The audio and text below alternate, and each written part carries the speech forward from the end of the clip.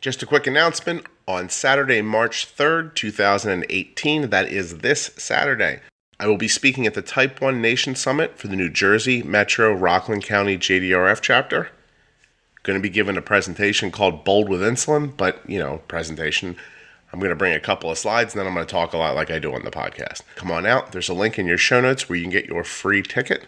It looks like it's going to be at the DoubleTree by Hilton in Somerset. The event goes from 8:30 till 2 p.m. Again, that's this Saturday, March 3rd. I will be there all day, though I don't think I speak until after lunch. I think around 1 o'clock. I don't want to say they're saving the best for last, but that's probably what's happening. So come on out. It's going to be like watching the podcast live. I'll be there all day. I think I have a table somewhere in the morning where you can come say hi and I can answer questions, or we can just, shake hands or talk about the Black Panther movie or whatever. And then you can hang out after lunch and hear my chit chat. I hope to see you. Again, link in the show notes. It is completely free.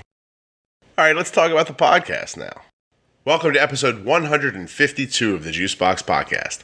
Today's episode is sponsored by Dexcom and Omnipod. Omnipod, of course, a tubeless insulin pump, the one that I've chosen for my daughter, and Dexcom, makers of the G5 continuous glucose monitor. You can find out more at dexcom.com/juicebox or myomnipod.com/juicebox. And there'll be some ads in the middle. Don't skip them. I work hard at those things. Today's episode, Kevin Conroy. Kevin is the father of a child with type 1 diabetes. He's another person who answered the call when I said I want to talk to people who use multiple daily injections and are having success. Kevin absolutely is. He was fantastic on the podcast. He's got a lovely voice, much nicer than mine. And he's thoughtful and smart. So, bonus. 150,000% absolutely nothing you hear on the Juicebox Podcast should be considered advice, medical or otherwise. Always consult a physician before becoming bold with insulin. I feel like I've said that one too many times. Okay. I'm still getting over my head cold. I'm a little loopy. I think you can tell. Again, I was not loopy or sick when I recorded the episode, so don't worry about that.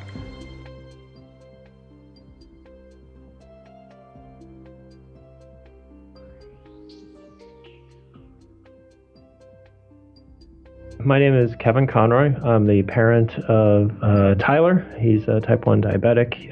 6.5 years old now. I was diagnosed when he was 2.5, so we've been living with it for about 4 years. Have some history of it in my family. My brother was diagnosed when he was 19 or 20. I forget when exactly, but it was about 10 years ago now. And so we have seen it firsthand, both on the older side as well as definitely the younger side. How old were you when your brother was diagnosed? Gosh, I would have been like 23, 24. Okay, so you were a little older than he was. Yeah. Interesting. Is there any other, now besides your child, is there any other instance of type 1 through your family line? My cousin on my dad's side has it as well. Okay. So you guys you're steeped in it then, pretty much. Well, yes and no, because when my brother was diagnosed, everybody, came to the hospital and then they, my mom was like, oh, this is really serious. This is really serious. But I think none of us really internalized just how serious it was, except for my brother, because, him being, like 20 years old and in college at the time, a sophomore, I think, he was really the one responsible for his care. And so none of us really thought it was as big of a deal as I know it is now, because he really took on all of the management of it.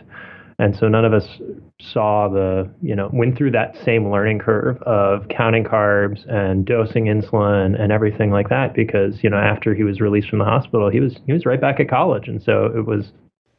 Yeah, it occurs to me. I don't want to say out of sight, out of mind, but no, but it is a little bit. If you're with a group of friends walking down the street and one of you finds $100 bill on the ground, the excitement of that is for everybody.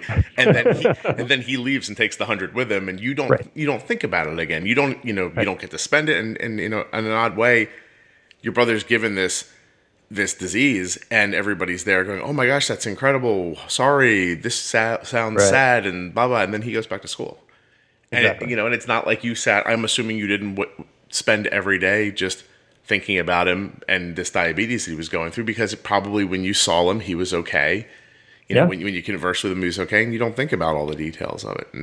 And now you have a child that has type 1, and now the details are with you all the time. So. Oh, yeah. Yeah. Every 3 minutes or so, like, background process in my head kicks off. What's his number? How's he doing? What's on board? What do I need to do? Do I need to do anything? No? Okay, great. Let's go on to the next 3 minutes. I used to joke that when my daughter was doing shots, that I could, if you asked me, please tell me an hour from now, I would get it within a couple of seconds. I felt like I could reset this clock in my head over and over again. Like, we should test it an hour. You know, that sort of thing. So what kind of, so you're doing MDI, is that right? Yeah, multiple daily injection, which I spell out just in case any of the listeners haven't heard what that acronym stands for. It took me a while to figure it out initially. So we're doing MDI with my son. We've been doing it for past 4 years now, or almost coming up on 4 years, I should say. His anniversary is in September.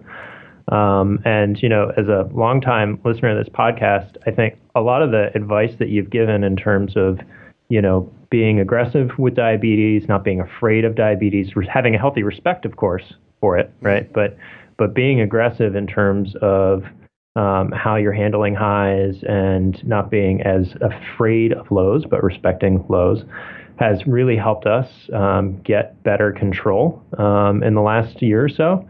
And you know, you've had so many great guests on the program that are all focused on the pump. And I've got nothing against the pump, but for us right now, for our family, MDI has been the right choice. And I'm hoping at some point my son will transition to a pump. But, you know, for anybody else out there who's doing MDI or is only able to do MDI because, you know, insurance is such a real and present concern with this disease on top of everything else, you know, maybe all you can afford or all the equipment you have access to for whatever reason. Sure.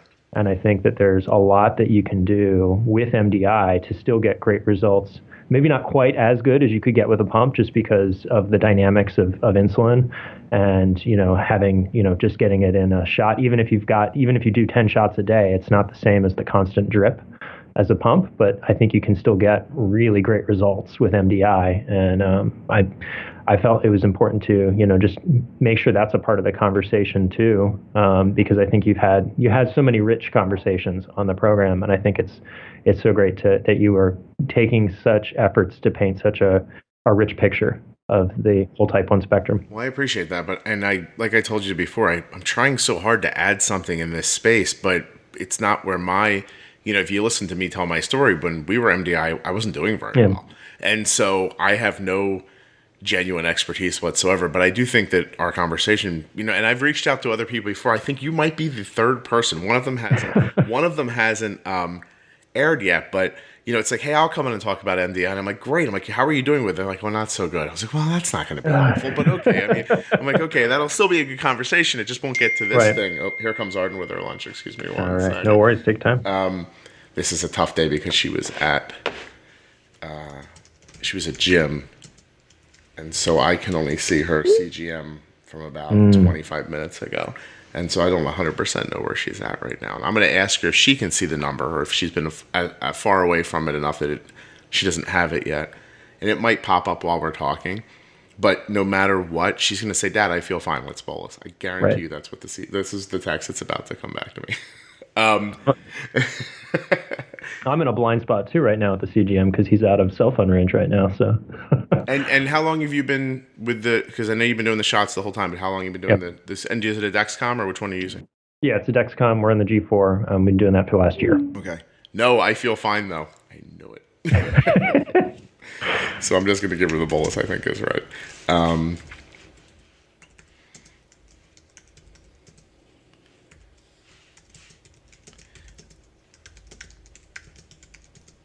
So what I have here is the last time I saw her, blood sugar, which I say is about 20 minutes ago. I think she's about 90, and she's going to eat in about 10 minutes at this point now. So I gave her an extended bolus, but I didn't give her any of it now.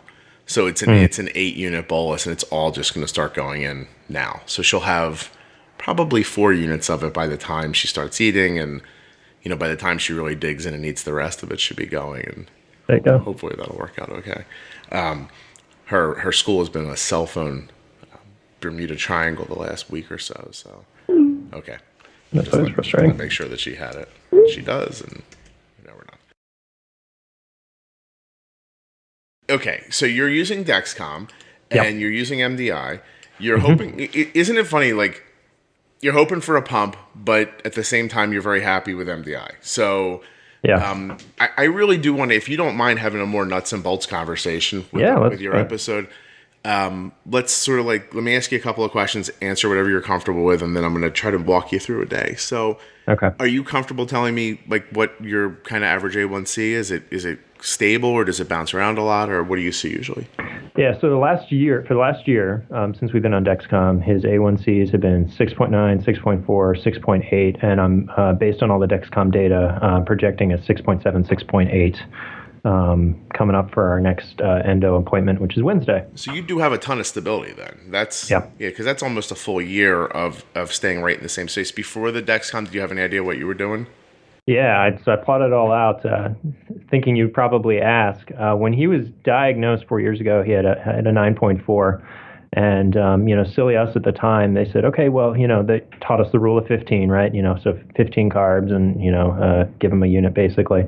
And because he's a real little guy, so he didn't need much insulin and still doesn't need a lot, compared to an 8-unit dose is like a huge meal for us, not a lunch. Right.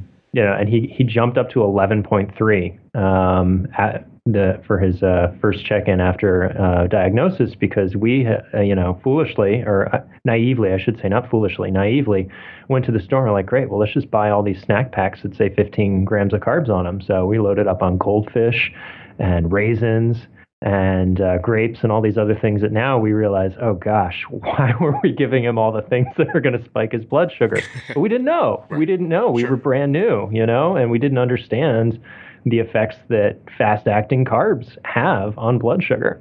And so, we ended up getting all of these blood sugars in the 300s and 400s constantly right after diagnosis. And his endo at the time, who we switched pretty quickly away from, just kept saying, oh, just wait 6 months, we'll get him on the pump. And we thought of this pump as this magical device that we just needed to get to. And we didn't really, she was like, oh, don't worry about MDI. You don't really need to understand it. We're just going to get you on the pump. And that didn't really make sense to us because we were really not happy with him being in the 400s as much as he was. And so we did a lot of reading, and unfortunately the hospital and the doctor that we got right at diagnosis didn't really give us very good diabetes education.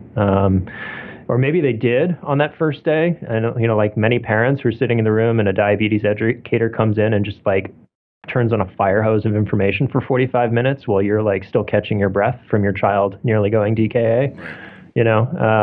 It's hard to process and remember it all. So it took us some time, but we ended up switching to a fabulous endo at Children's Hospital here in DC. And she, took a look at our numbers and was like, okay, well, we need to switch everything around here, and you need to get MDI under control before we put you on a pump, because you need to understand the dynamics of man-made insulin and how carbohydrates are working and how to all those complex interactions that happen, because once you have the pump, it's just a tool, right? You still have to operate it. You need to understand all of the variables that you're manipulating. And if you're doing that with MDI first, and you get a good handle on that, is her theory, that, that you'll be better suited to, be able to handle the pump and make sure that if something goes wrong with the pump, if you've got a bad injection site or a bent tube, if you have one that has a tube, then you need to know how to handle that. And of course, I'll say anything that I say should not be used as advice, medical or otherwise.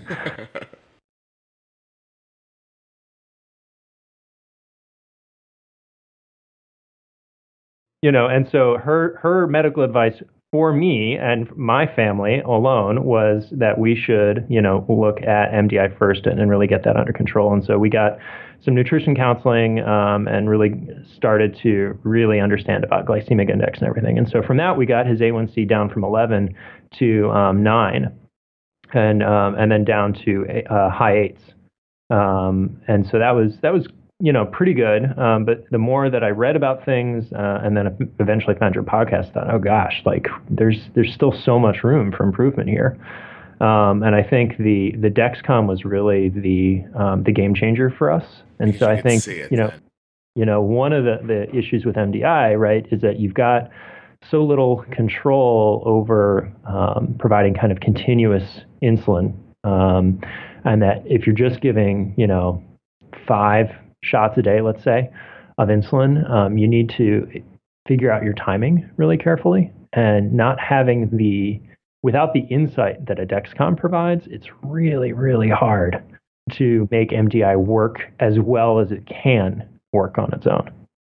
Yeah, and then you're sometimes I think they give you those intervals, like test again in 3 hours, because that's your best chance to be back towards where you want to be. And it's funny, sometimes they don't even want you to see what's happening in between, because I guess you don't have the tools to do anything about it. And so it's almost, sometimes I think it's more of a psychological, I don't mean crutch, but I think they're trying to throw you a life preserver a little bit. Like, hey, don't look then, like don't look Right. an hour and a half after they've eaten. You don't need that stress, but Yeah. but it really is. And I know I've oversimplified it when I talk about it.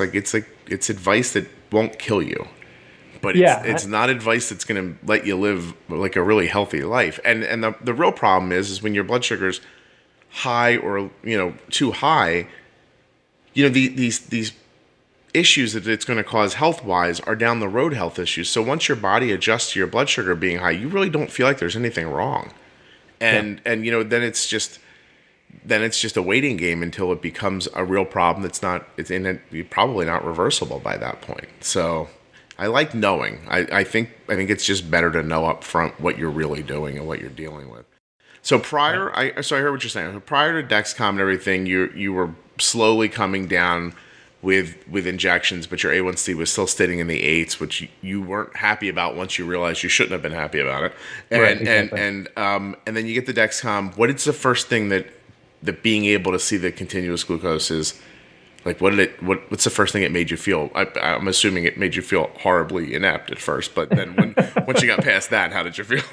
Well, I had not so much inept, but more just eyes wide open, like, oh my gosh, I had no idea his sugar was spiking so high after a meal and then coming right back down. Because if you're only taking, right before the meal time and then 3 or 4 hours after mealtime, you're getting 2 very small points in time. Right. And you're missing the potential. You don't know if in between those 2 points you have skyrocketed up to 400 and then come crashing down. You don't know if you've been level. You don't know if you've dropped and then Come back.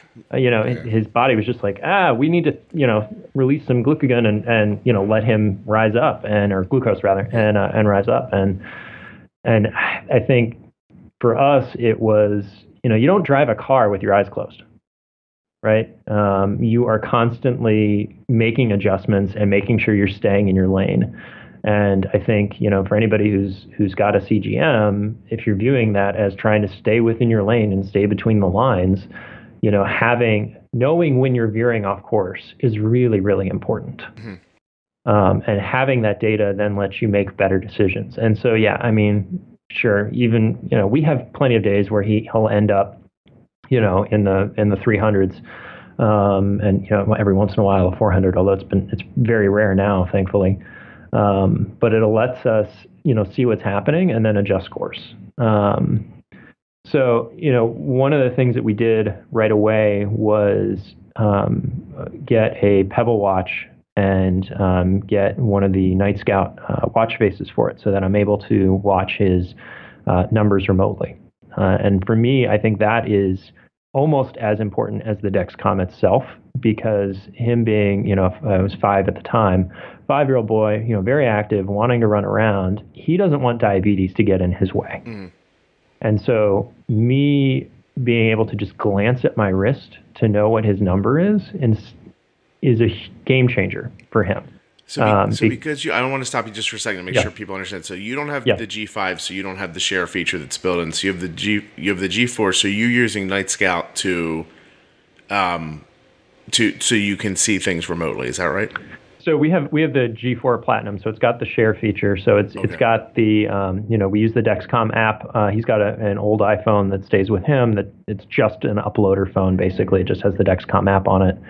And so it will, upload everything to the Dexcom website. And then we have a Pebble Watch that will basically connect straight to the Dexcom servers and download that data. So I can see his curves and his current number and his trend line and all that other stuff. And so, and it was John Kostick built the initial watch face for it. And then I've made some updates and modifications to it to work, more in line with what I'm trying to aim for. And so that has allowed me to basically, as long as he's got his Dexcom on him, in a little spy belt fanny pack, and his phone is within Bluetooth range of him, I can manage his diabetes effectively, and he can just be a regular kid, which I think is every parent's goal, right? To not let the diabetes get in the way of childhood. I think that's more than the goal. Yeah, exactly. And so, one of the things that we do is, there's really, I say there's only like 3 things as a parent of a young type 1 that you can really manage. You can control the carbs, you can control the insulin, and you can control your attitude. Yeah. Right. And to some degree you can control their activity, but anyone who's had a 3 or 4 or 5-year-old boy, like, you really can't control their activity. You can maybe control activity for 15 minutes at a time. But otherwise they're going to be up and running. And and so you have to be able to take the tools that you're given and the attitude, that you want to bring to the process to manage it as best you can. And for us, that has been, by having the Dexcom and the Pebble watch face that lets us see his blood sugar, has really let us do sugar surfing with MDI. And I think typically, when so Sugar Surfing is a book that you can read. It's written by I think Dr. Ponder. I want to say his name is. Yeah, I've interviewed Dr. Ponder on the show. Fabulous. Yeah, a while ago, but yeah, he wrote this book that just talks about. I have to kind of say, I feel like I have to say it every time, but I got him on the program because people asked for him to be on, but I didn't know who he was. And then he started talking about what he did, and I started talking about what I did, and I was like, wow, we're doing the same thing. You call it something different. But that idea of, even you spoke about it in a different way too, about staying in your lane. And yep. It's funny, when you said that, it made me think about, I just taught my son how to drive last year. And wow. That was one of those ideas that, when I told him initially, I'm like, look, when you're trying to stay in the lane straight, it's not really this giant correction on the wheel. It's just the very tiniest bump. And he still, in the first couple times, kind of over exaggerated what he's supposed to do. And as I watched, I never really thought about it, but he was only turning the wheel a quarter of an inch and still having this giant overcorrection. And I said, no, less. And he's like, how much less can I turn it? And I was like, well, you can feel it if you really pay attention in your hands. Yeah. And I think that has so much to do with bumping a blood sugar around. Just sometimes it's less than a little bit. And, and how much less, I don't know, you got to feel it. You just sort of have to know. And that comes with time and experience, just like with the driving. Absolutely. Yeah. And Kevin, give me 1 second. I have something making noise in the corner of the room that I can stop. So I'm going to get up and be right back 2 seconds from now. Sounds good. Oh, come on. You knew I was going to put the ad here. It's about time, and there was a break in the show. It just makes sense. Problem is, I'm still a little under the weather. I need some motivation I know what I'm going to do. I'm going to sing, and I'm a bad singer, so get ready for this. First, let's really feel the music. Dun, dun, dun, dun, dun, dun, dun, dun, dun, dun, dun, dun, dun.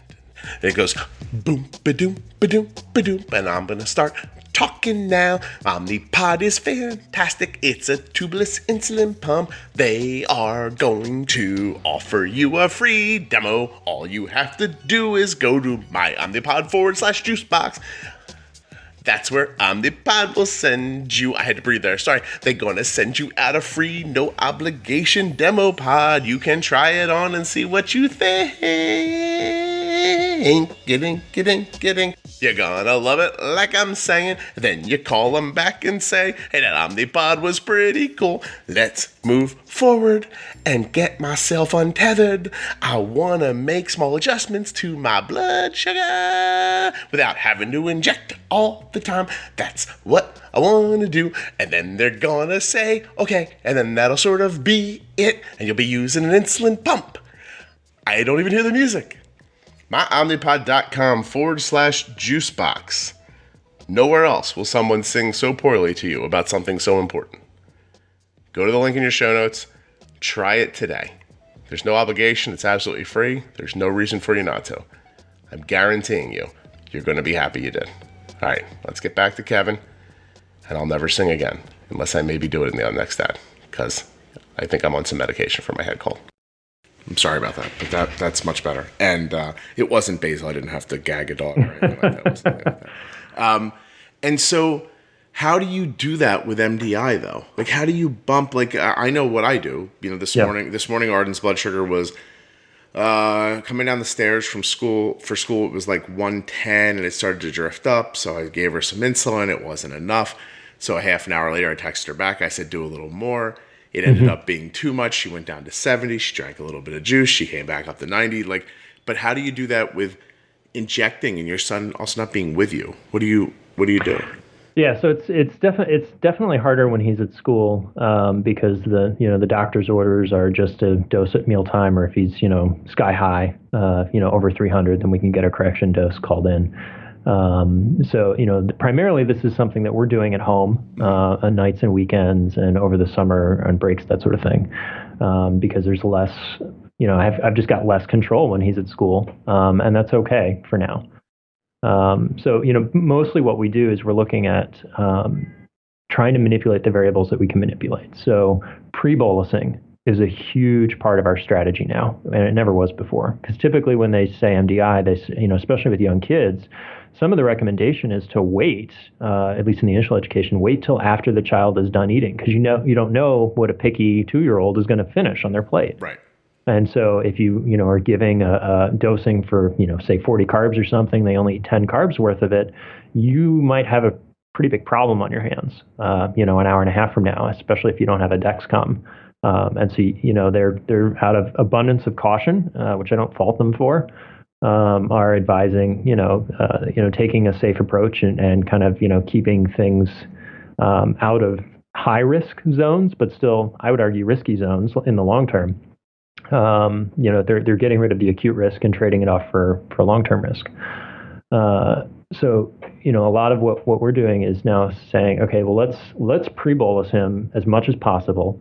And then let's also do whatever microdosing we can do with MDI. So we've had 2 different insulin pens that we use. And we had Novolog, and then we ended up switching to Humalog, which is a whole other story. But we can give half unit dosing on that with the insulin pen, and that works pretty well. He's also my son only was 50 pounds right now, 51, something like that. And so a lot of his mealtime dosing is only 2 to 5 units, and so a half unit can make a fairly big difference for him.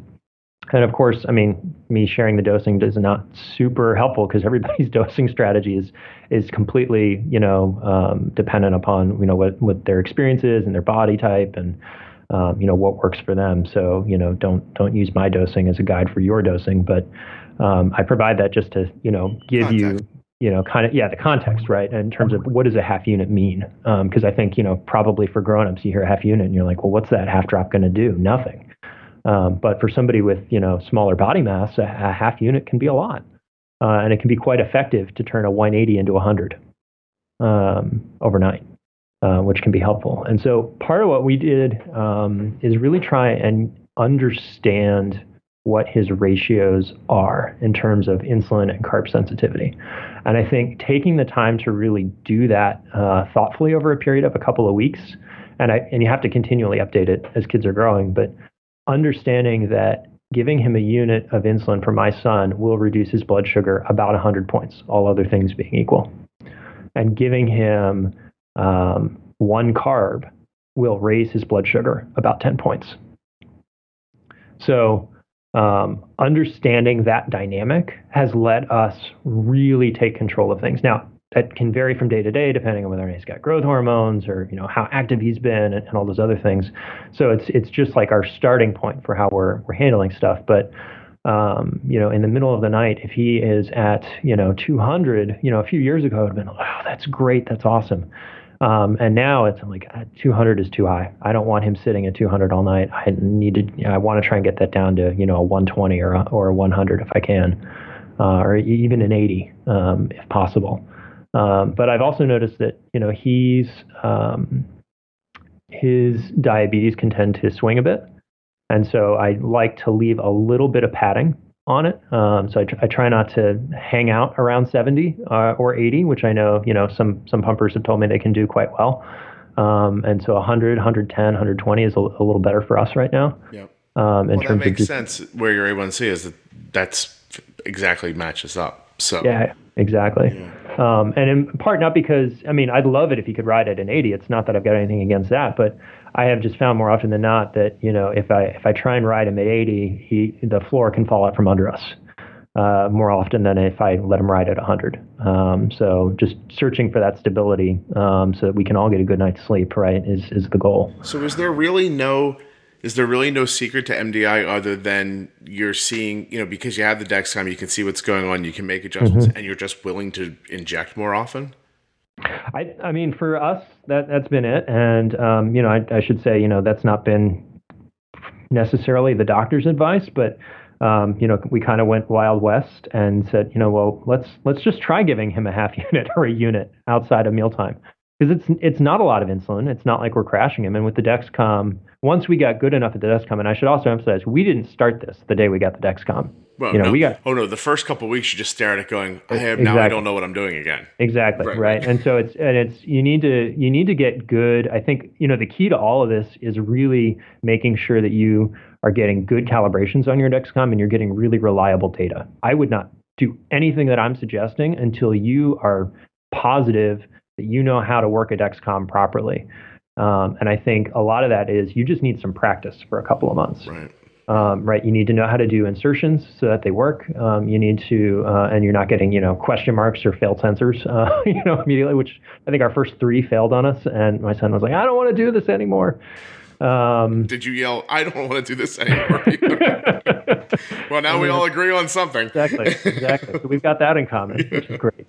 And it was, turning to the diabetes parents community, because there's a couple of great Facebook groups for that, as well as your podcast has been, really helpful to help us, understand how can we get the most out of Dexcom for our son. And so he was really scared initially, of having the sensor inserted. And I know you can't really see the needle unless you're looking for it, but it's still, he still got the idea, okay, great, I've got another thing that's going to be sticking something into me. Yeah.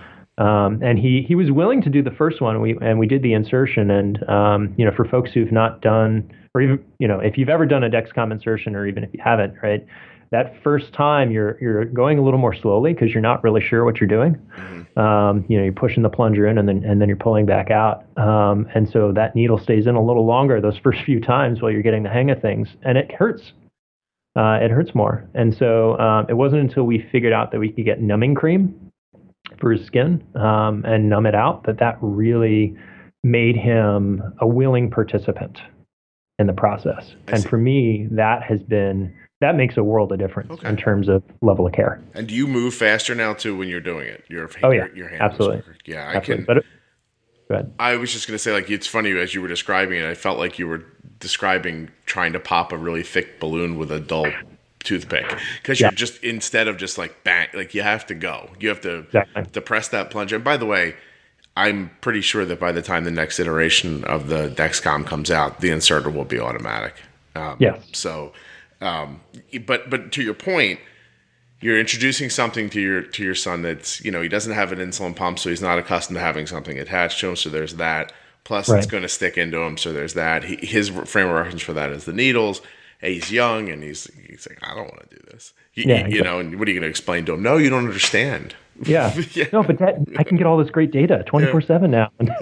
Daddy's going to go to sleep one time soon in a couple of weeks after this. He's going to sleep like 3 hours in a whole row, and it's going to make a big difference. And So there's no real way to talk them into it. I'm a huge fan, by the way, of bribing. Buying your way in if you have to. People all the time like, we want to try an insulin pump, but my son or daughter doesn't want to. And I was like, give them money or things. They're children. Just ply them with things until it's over. And It's a really weird line to walk. And I think you did the right thing. You found a way to make it work, because I have heard people say, well, we didn't end up doing it because they didn't want to. And, in earlier episodes, I would say all the time, like, I have a hard time imagining if the doctor said, hey, here's a pill that you have to swallow to be healthy. And my father, and me saying, oh, I don't know, it's too big. And my dad going, oh, it's too big. He doesn't want it. Let's forget it. Like I have this image in my head of my laying on a countertop, just, somebody force feeding me a pill, which never happened to me, but I'm assuming that that's where my dad would have went at some point. And finding the center to that idea, not going all 1970s on kids. Right. Like there's a moment where you have to make a better decision. Like you know what this is going to do, and you have to find a way to artfully get to where you are now. And the numbing cream sounds like it was a big deal for you. We've never used it, but I know a lot of people do with a lot of success. Yeah. And I don't know, thankfully or not, but, in the last month or so, he said, hey, Dad, let's, on his own, he just came up to me because I told him we needed, to do a new sensor insertion because it was, 7 days were up. And he said, hey, Dad, let's try it today without the numbing cream. I said, are you sure? He said, yeah. And so we did it. And, he flinched a little bit, but he, had gotten more accustomed to the idea and he was more used to it. And so psychologically ready. Although, then I jinxed myself because we did a new one last night and it hurt more than usual. I guess, I don't know, maybe I hit a nerve or something, literally. This Dexcom ad is brought to you by my confidence in Dexcom. I put it right here in the middle of a moment where Kevin's talking about Dexcom and saying, oh, I hit a nerve with my son. He flinched. That might make you think, oh, I shouldn't do that. No, meaningless. The good that comes from Dexcom is so immense that a tiny bit of an uncomfortable moment, a moment in a full week, it's meaningless. I wouldn't even think twice about it. I know people do though, so I bring it up. Some people say, oh, I don't want to be attached to things, or I heard it hurts, and it doesn't hurt. Point is, you listen to this podcast, you understand what I'm talking about. You have to understand that most of the way I manage this is the information that comes back from Dexcom. I don't know how many low blood sugars Dexcom stopped. I don't know how many spikes Dexcom has stopped. Countless. The information that comes back teaches me more every day about how to manage type 1 diabetes. The share feature is immense. My daughter is at school right now, blood sugar 105, nice and steady. I know that because her Dexcom G5 shares information through the cloud that I can see on my phone. That's available for Android or Apple. You cannot do better than a Dexcom G5 continuous glucose monitor until the G6 comes out. But for now, G5, it's the bee's knees, my friends. Dexcom.com/juicebox with a link in your show notes.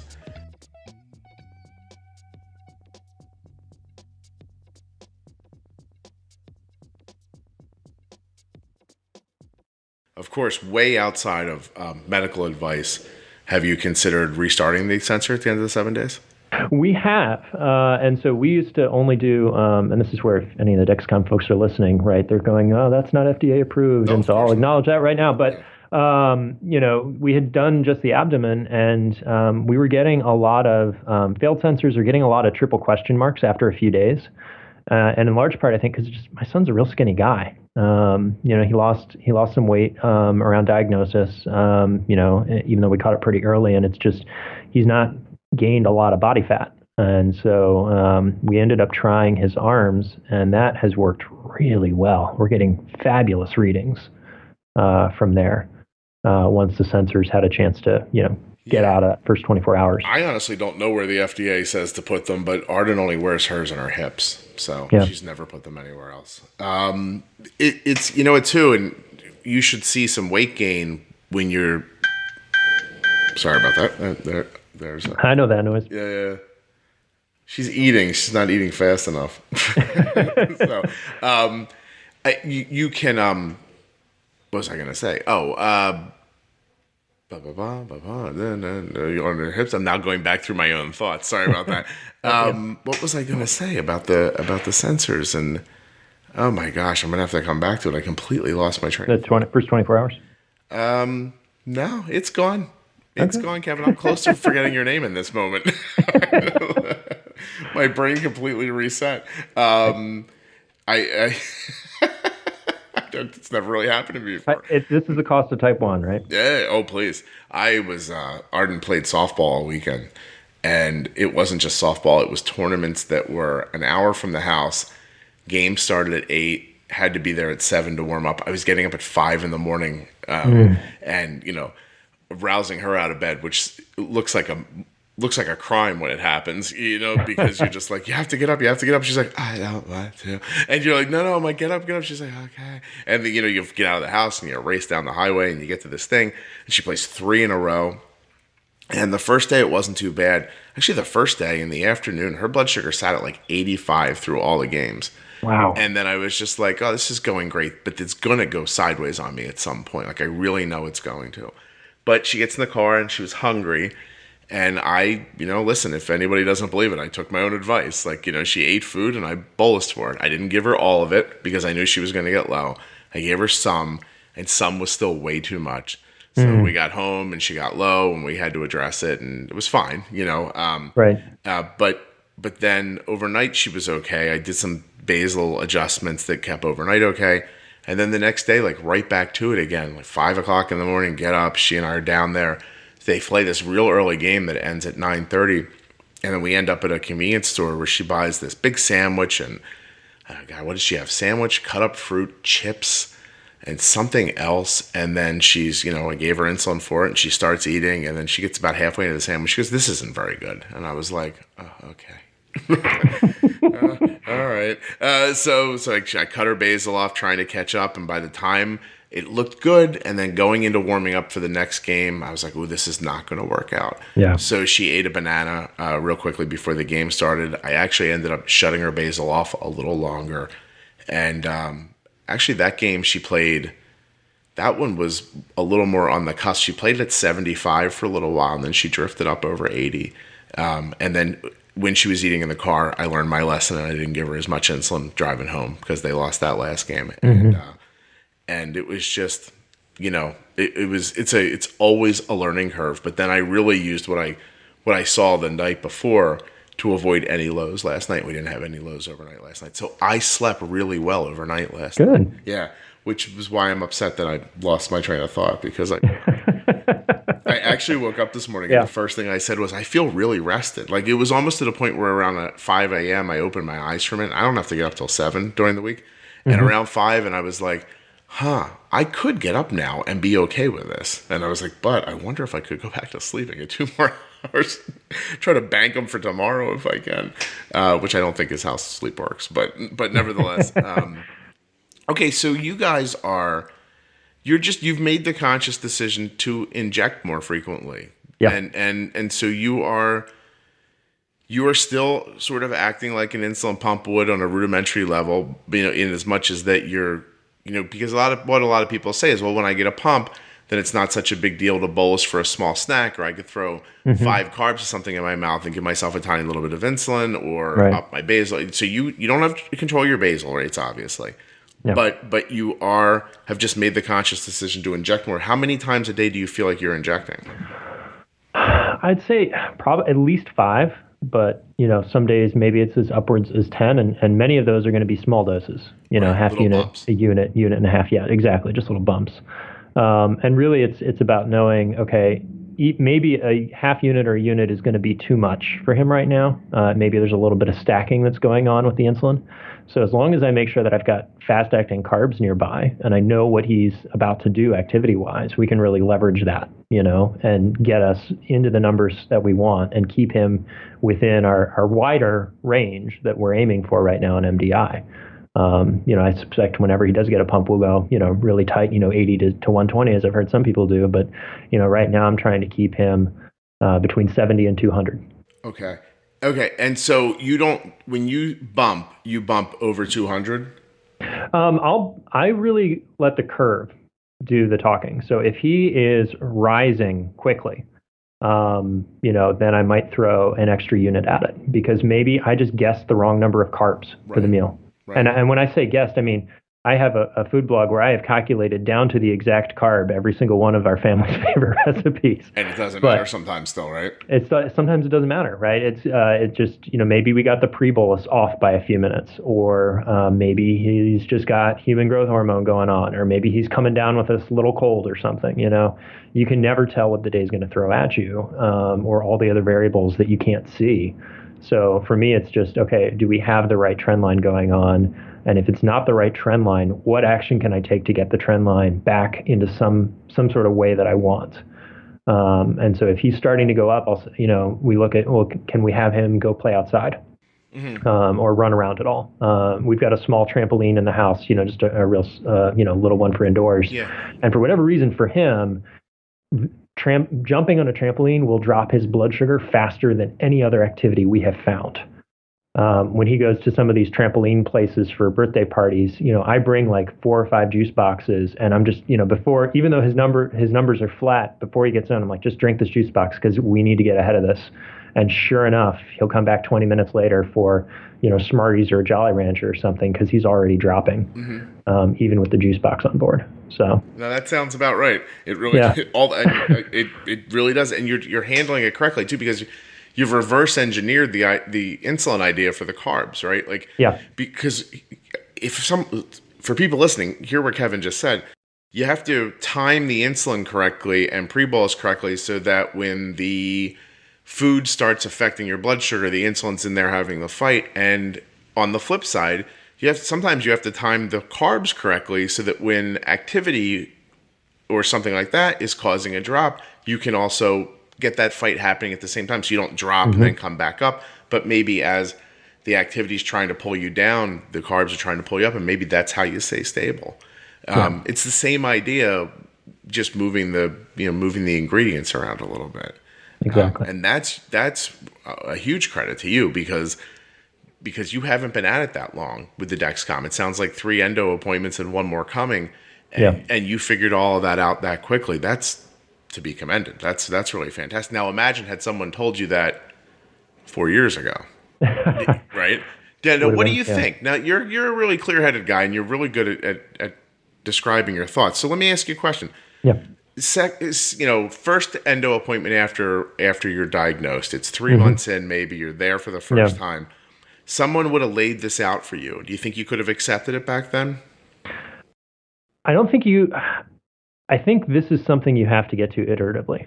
And I don't mean that everybody has to go figure it out for themselves, but I think it's, again, back to that fire hose of in the hospital initially. If somebody just blasts all this information at you, it's really hard to do. And I think it's taking it one step at a time, right? So step 1 is get your Dexcom, right? Figure out how to insert it, make sure that you understand how to get good calibrations.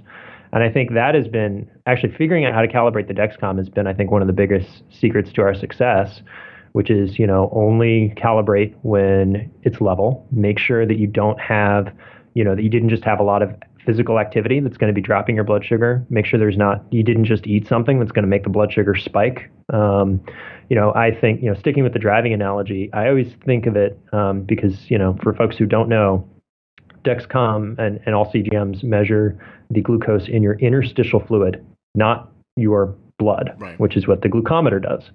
And there's like a 15-20 minute delay, depends on the person and the time of day and all that other stuff, in terms of when it's catching up. And so I liken it to, if you're looking at the traffic on a highway, right? And the cars you're seeing there left their houses 15 or 20 minutes ago. Right. Yeah. And so if you want to control the flow of traffic, you could tell all those carbs to stay home and not get on the highway of the bloodstream, but it's going to take 15 minutes for that to happen. And so if you see lows coming, right, and you give a lot of, you give the 15 fast acting carbs, right, which is the standard line.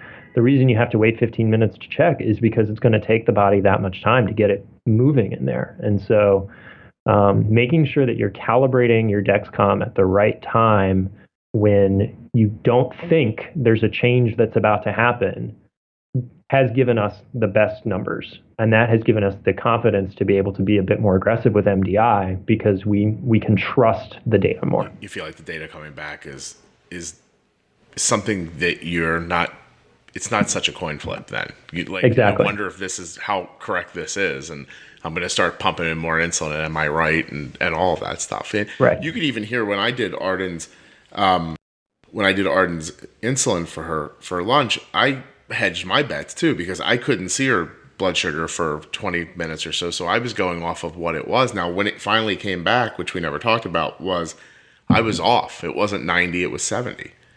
And so she hit 70. Now, by this point, her meal is done. She's eaten. And the 8 units I gave her are all in. Probably only half of them are pretty active right now. Some of them are still probably just kind of coming online or starting to work or anything like that. She went all the way down to 60. And she's level at 60 right now. And I know that in the next 2 or I would say 1 or 2 readings of the Dexcom, I'm going to see a diagonal up arrow. And I'm assuming she'll be more like 75 or 80 by the time you and I are finished talking. And, listen, a lot of people might hear that and be like, that's insane. I'm not doing that. And trust me, I would have felt like that at a number of points. But to your point earlier about just, time and the, just experience over and over again, I am a person who's completely, concerned with my daughter's safety, as I'm sure everyone else is. And I've seen this enough times now to know that this is going to go the way I expect it to. Right. And if it shouldn't, if it should be that one time or because there's going to be 3 times this year that I make a mistake or it doesn't happen the way I expect it to or whatever else, and it's going to need some intervention. At least there's time for the intervention still. Like, after her softball game on Saturday, she was really low. And at the same time, it wasn't even, it wasn't that big of a deal. If I told you that her blood sugar was crashing down, falling like under 40, and I was out picking up dinner, and my wife texted me and she's like, "Hey, she's really low. I gave her a juice." And I was like, and she goes, "And I just shut her basal off too." And I was like, "Okay." And I said, "Just test again in a few minutes." She tested again, and she's like, "She's still really low. I gave her another juice." And I'm like, "Okay, now Kevin, that's not something that happens around here hardly ever." Right. but I came back in the house with Chinese food, and her blood sugar was, we tested it again. It was 70 because it was coming back up. There was plenty. Now there's a lot of juice on board. I bolused Chinese food, one of the juice boxes, doubled her basal rate, and I went right back into it again.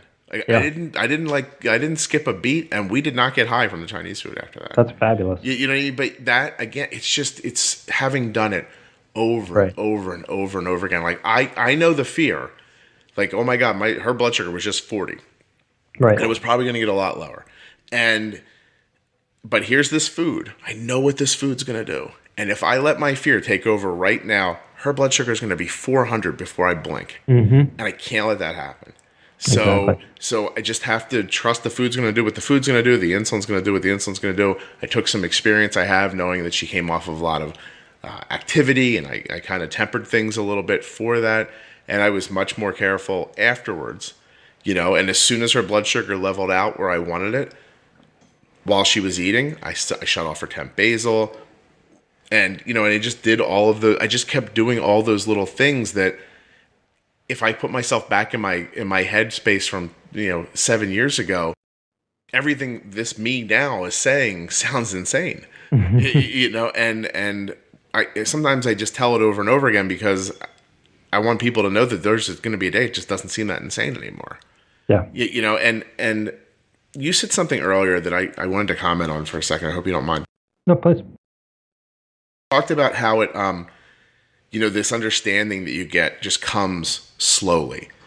And it really made me think about the podcast a little bit. Like, why is why am I hearing from people who are like, I was completely lost, and 6 months later I wasn't?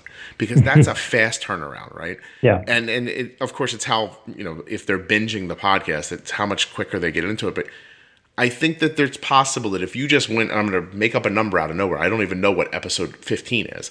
But if you go listen to that one, you're not going to get this magical understanding of diabetes. But there is something about listening to the conversation build. Like there's, I didn't sit down. I'm not NPR. I didn't sit down and, hammer out what my first 50 episodes path was going to be. Like but if you sit and listen to the conversations, I begin to tell the story better. I begin to ask better questions that get other people to tell their story better. And when you listen through, I think it's the process of listening through it that gets you to that spot. And I just didn't expect that when I did that, when I started the podcast. Do you understand?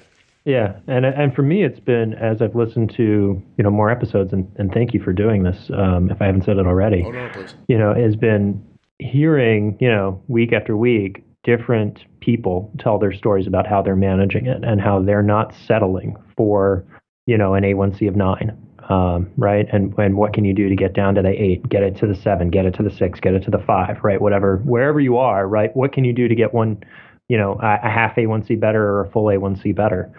And I think that has been, and part of, what I felt compelled to share, right, is that, and I'm in awe of Arden's A1C and, full credit, to you on that. But, if you're not at the, and you've said it before, right, if you're not at the 6 yet, that's okay, right? Oh, Take wherever you're at and try and just get a little bit better, right? Before your next appointment. There's no way to leap forward. You can't, right. And you cannot what I'm starting to believe is that certain people and how their brain works and how they understand things can fast forward by listening.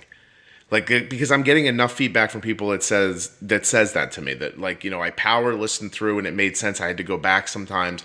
And what I mean by a fast forward is it took me 2 years of my daughter's initial diagnosis to come to the point where I could comfortably get her in the 8s and think that I was in some odd control of that. But then the new things that came online that we talk about, in the podcast, and they're not even worth coming up with examples, but the things that we figured out, pre-bolusing, timing's as important as the insulin, not being afraid of the insulin, all these other things that I could sit here and just list over and over again, they came to me so slowly over time. But apparently when someone's telling you about it, if you can accept it and process it correctly, that's your fast forward. You know what I mean? You don't need these years because look, you're a great example. It took you 4 years just to say, wow, I don't think this is what we should be accepting. Let me look into how to manage that better. And I don't think there's anything wrong with what happened to you. I don't think you made a mistake or anything like that. I just think that's the life, path of this thing. You're not just sitting looking at your son's blood sugar all day. You've got a job and your house needs, I'm assuming you sweep the floor once in a while and cut your lawn and and all these other things. And so it takes this long to get to that idea. I'm thrilled at the thought that it's possible to speed it up a little bit, because then in my heart, then what I feel like is that there's no little boy sitting on the floor in his living room with his blood sugar's 300 and it doesn't need to be. Exactly. So. Exactly. And I think that, back to what I was saying earlier, you can control the carbs, you can control the insulin, you can control your attitude about it. And that I think what your podcast has done is help people see, oh, wait a second, the attitude is not a fixed thing either, right? It's not just 15 carbs, 15 minutes, right? I can take a different approach to this. I can challenge maybe some of the more static thinking that has happened in, out of risk reduction, that many well-meaning endos provide, but that maybe hasn't quite caught up with where we're at technology-wise, right?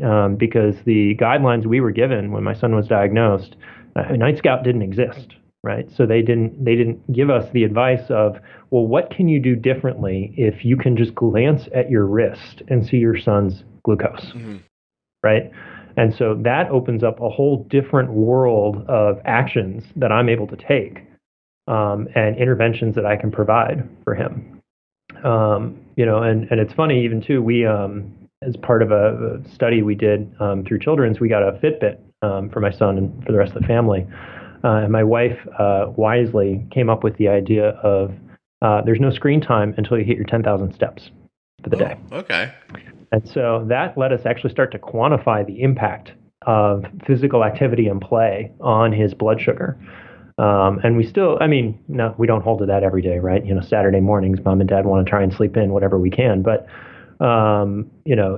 it lets us see more around, if he's going to go outside and play, how does that impact his blood sugar? And it forced us to really start, thinking about that and using that as a tool in our tool bag. And it really, I think, at least in the MDI, right, at first you think, okay, all I have are insulin that I can give at mealtimes and fast-acting carbs if he goes low. And that is a very limited tool set. And so expanding that to have the CGM data, but also thinking around, okay, I can give small units of insulin because it's not dangerous, right? It's not high amounts if you're not stacking big doses for whatever the person is. If you're not going at it with high numbers of carbs, and that was a thing, I think that, I learned on your podcast really is, don't come at it with 15 carbs necessarily. Try 5. And maybe that's good enough. Yeah. And that, for us, Jolly Ranchers are now his go-to to bring up a low because they're 5 carbs and it takes him, 5 or 10 minutes to suck on it. So that's kind of a slow release 5 carbs at that. And it gets him back to where he needs to be most of the time. And we still got the juice boxes on hand if we need them, and a soda in case we need to call it the big gun in a direction or something. But exactly, yeah. But bump and nudge, right? Like just a little bit. Arden she bought bubble gum for the softball this weekend, and it had sugar in it. And I was like, that's great because then I can still stay aggressive with their stuff. Right. And she can chew the bubble gum, and it kind of offsets the drop that wants to happen. Yep. And just little things like that.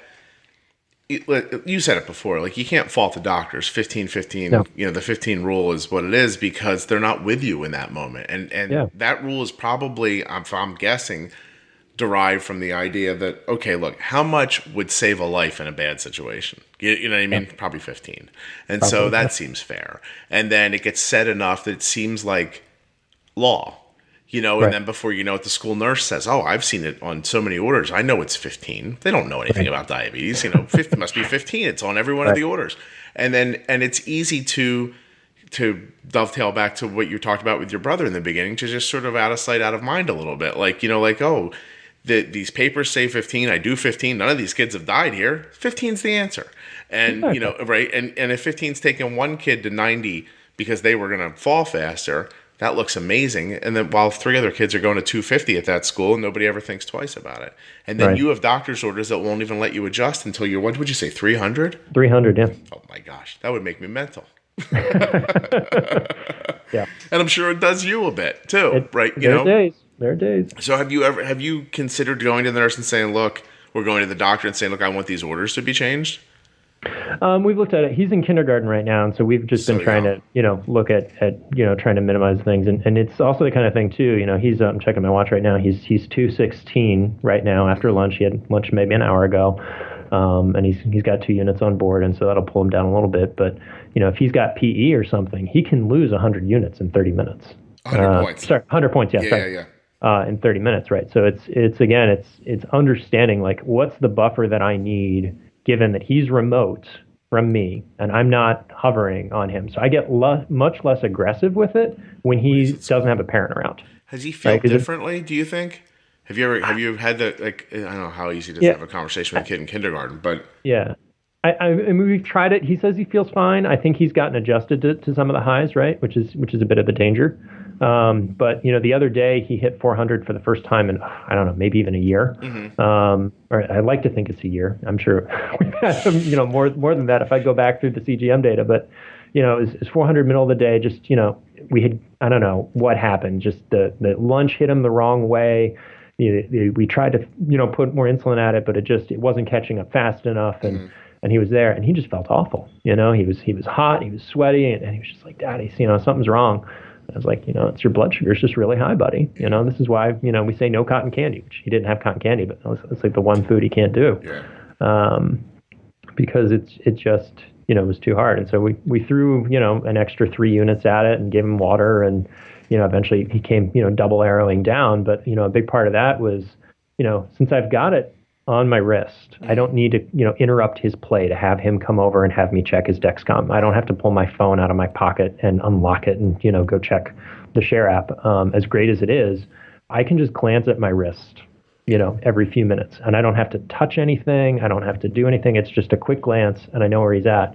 And so when I see he's, part of what has made the MDI stuff work is if we've had to aggressively correct a high that he's gotten, because that's just part of what you get when you don't have a pump, and he's double arrowing down on a 190, I know for him, if I intercede with a quarter cup of Gatorade, I can land that plane at 100. Yeah. Right. He will pull up out of that nosedive in the next 20 minutes. And he will level out right where I want him to, back in range. Very nice. And if that's not enough, then I do another quarter cup Gatorade or, half cup Gatorade, whatever it is, which is, we have found, and part of this is like finding what are the right fast acting carbs for you or for your child, right, to respond to those situations. And so we know Jolly Ranchers and Smarties and Gatorade work really well for him. They're our go-tos. But everybody's different. So there's so many different things that you can use to, and the different situations call for different things too. Like Arden last night at again, the end of a long weekend of softball, and she comes home. We both, after 5 a.m.s, we got home at 1 o'clock, and I said to my wife, I'm like, I'm woozy. I want to lay down. So Arden and I both laid down on the sofa. We slept for like 3 hours, which it's not a big thing. My wife kept Arden's blood sugar good while she was sleeping. And when we woke up, had something to eat, and she did her homework and got a shower. And at 9 o'clock, she's like, I'm really hungry. And her blood sugar wanted to be low. Like it was giving me that, it was giving me that feeling like it was going to push down. And I said, what do you think you want? And she thought for a minute. She's like, I'm going to have a couple of chips with like some French onion dip. And I was like, okay. And she ate that, and her blood sugar just didn't move. It's like, huh. And then she said, I want some cut up fruit. And said, okay. So I gave her cut up fruit, and that actually raised her up a little bit to the point where I had to give her a little bit of insulin. And she was so good overnight. And then she woke up great this morning. But a doctor's not going to tell you, what you need here is a nice combination of Ruffles and cantaloupe with a little bit of French. Because, exactly. The people who are listening who are like, oh, I worry about the fats and the glycemic index. And I mean, that all stuff works. I just can't keep stuff like that in my head. So I just know, traditionally what works for us here, or what this is going to do, or what that's going to do. When you get to that point, so much of this goes away. It's just, it's fabulous. Like even right now, talking about Arden's Dexcom, talking about Dexcom, sometimes it can be right on and right off. It was 12 o'clock. So we were 40 minutes past her, 12:10. We were 50 minutes past the insulin you heard me give her at the beginning of the 8. And I know what she ate. I know when she ate it. I know the whole timing of it. I'm like, man, why is her blood sugar not in the 80s? And I'm sitting here looking at a 60, a 55, and all of a sudden the 55 went to 42. And I'm like, God. And I texted her and I said, hey, test your blood sugar. You know what it was when she tested? 82. And so I say that because, listen, the Dexcom's beautiful. It's fantastic. Just because it could be off a little bit once in a while, that's no reason to, I wouldn't turn my nose up at that at all. What I'm telling you is that because of the Dexcom, I've seen lunch happen so many times that even when the technology tells me one thing, I'm like, that's not right. I'm more in tune with it than I even know sometimes. You know what I mean? And so that's a great place. Like you get into that spot, I think is amazing. I think you will send me an email one day and say, hey, I figured out how to let my kid eat cotton candy. Like I really do. Yeah. And I think that's just not only the day-to-day, moment-to-moment safety and education that the technology can provide to you, but at some point you're learning in ways you don't even know. Like I don't even get afraid of the 2-hour warm-up period like I used to, because I'm like, no, I can, if I test here and here, it'll be fine. Yeah.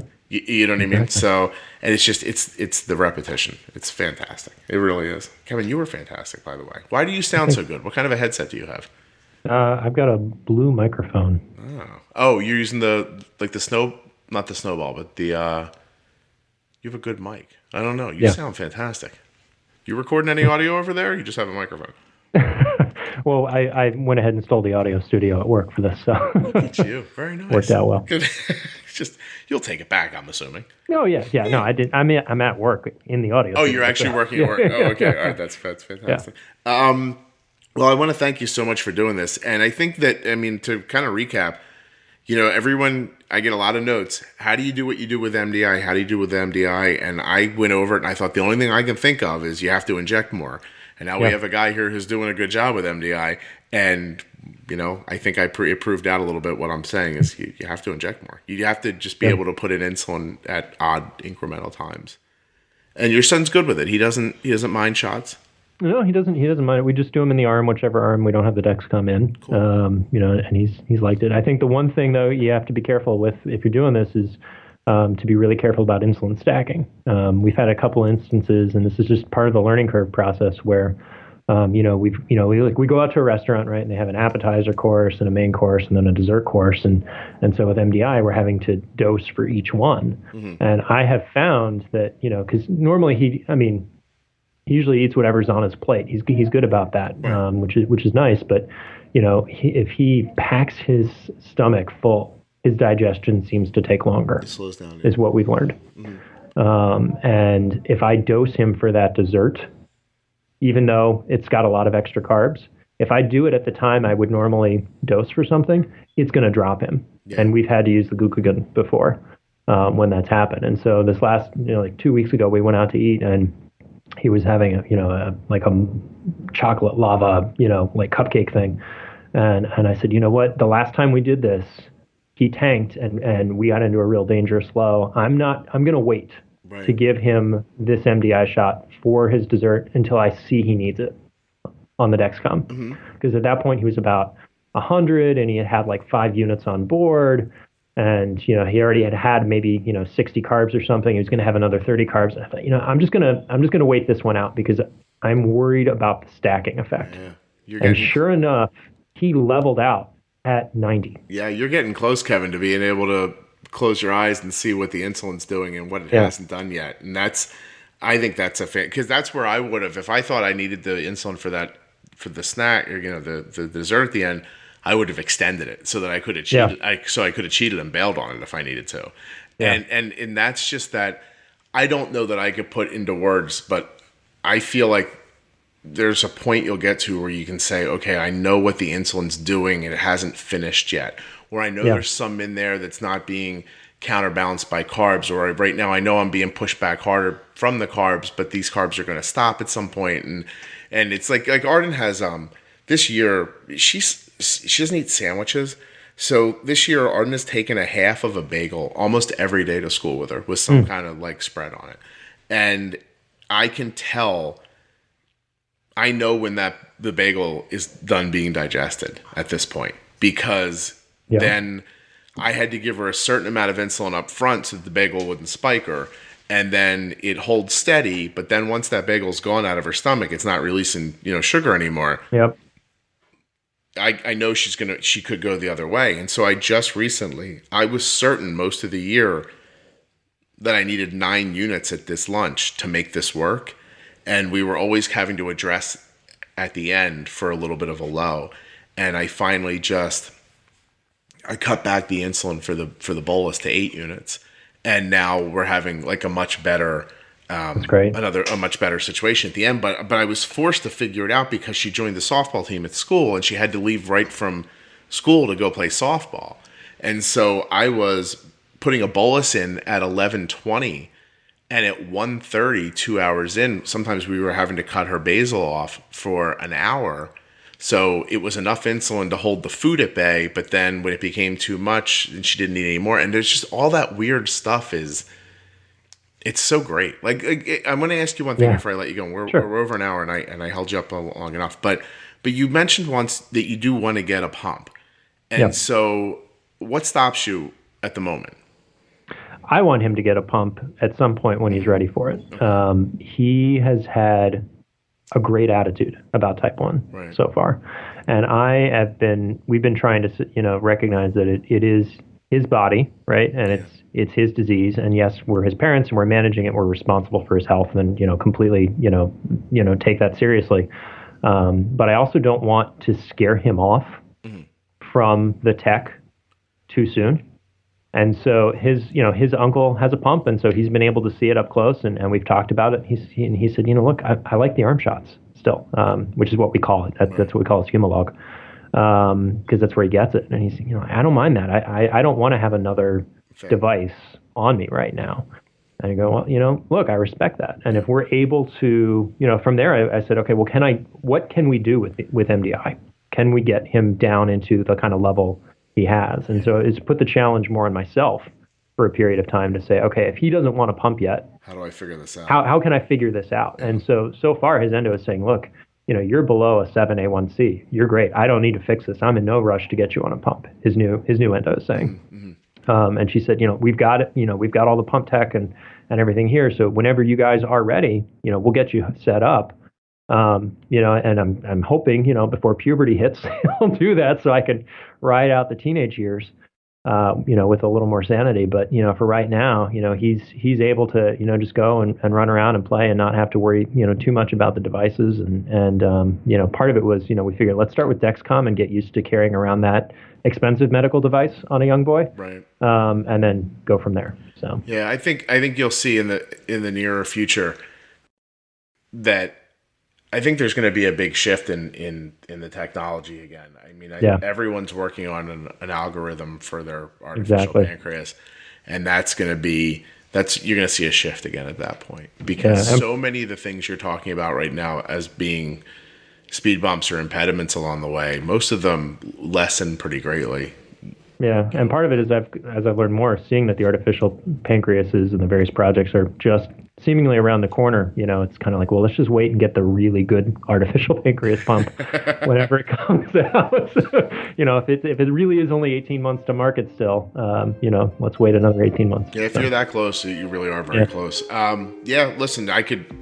Listen, I could argue in the other direction if you wanted me to. Oh, sure. I don't think you're making a mistake at all. I think you're doing a great job. So I appreciate you coming on and doing this and giving your time like you did and talking about your son and what you guys are doing with MDI, because I know there's a lot of people, like you said, who are in this situation either because they want to be, because they can't afford to be, not be, or be their insurance isn't paying the or whatever it is. It is what it is. So thank you very, very much, Kevin. I really appreciate thank you. Huge thank you to Kevin for coming on the show. Also, thank you Dexcom and Omnipod for sponsoring. You can go to myomnipod.com/juicebox or dexcom.com/juicebox. If you don't know which one the / is, go in the show notes, click on the link, it'll take you right to it. I haven't said this in a while. There are Bold With Insulin t-shirts on sale at juiceboxpodcast.com. You can follow me on social media at Juicebox Podcast or at Arden's Day. Basically, Instagram, Facebook, and Twitter would be the places to look and say hello. Also, the podcast grows when you share it with people who can use it. Please continue to do that. I know how much you guys do it. I appreciate it. Don't stop.